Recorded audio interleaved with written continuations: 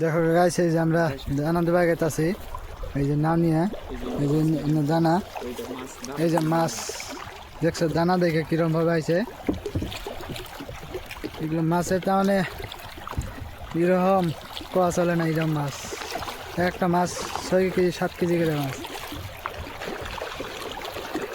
এই যে কিরম ফাল পাচ্ছে দেখছো। এই যে দানা দিমু,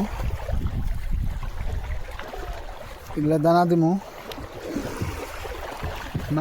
মাছের ঠেলা পানি কিরম ঢেউ মাছ দেখছো, মাছের ঠেলা পানি কিরম ঢেউ। এই যে মাছ, এগুলা দানা দেওয়া লাগে।